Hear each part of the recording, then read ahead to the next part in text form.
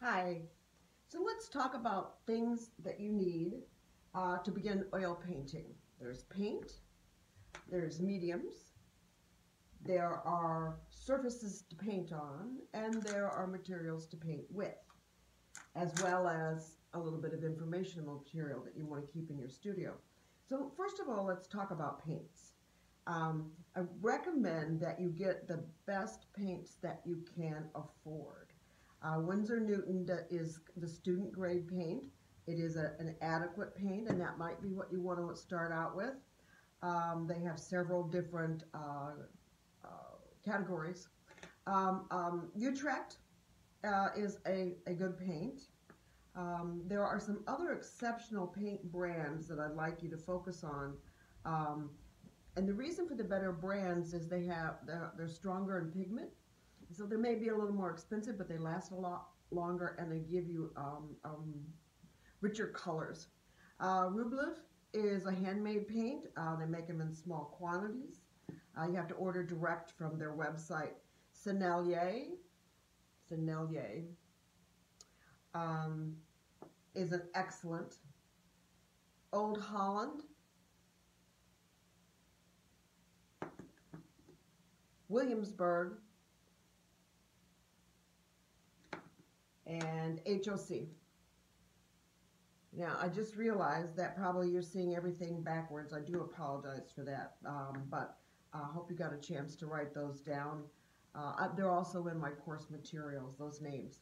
Then you need some brushes, and I recommend, this is a Utrecht brand. I like them a lot. I recommend you have 3 sizes. The reason I like these so much is that they are not terribly expensive and they hold up for a long period of time, and so you can work with them without them splaying and for quite a while.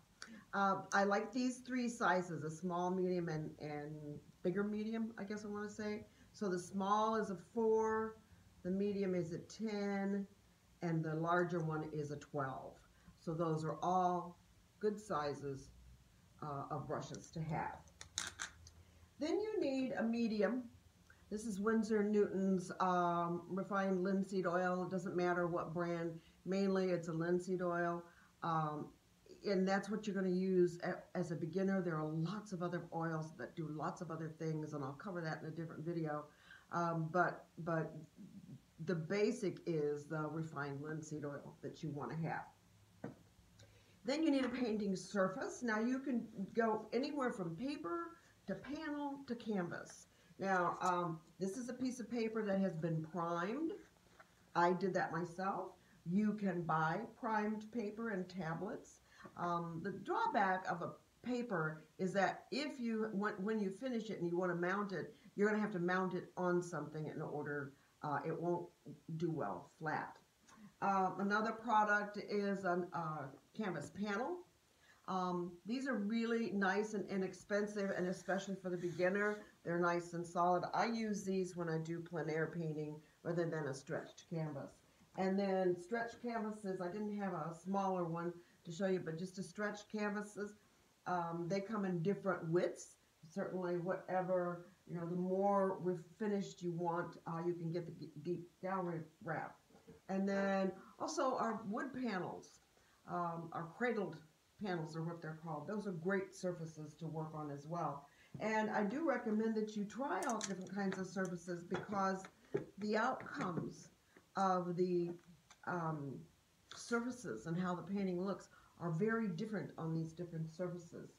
Also, I want to be sure that if you don't already have in your studio, that you have a color wheel and a value card. Those are both indispensable. You can see mine are really all whacked up and dirty, but they're very indispensable when you're working in your studio and you want to have quick references in mind. Believe that's it. Look forward to working with you some more. Bye.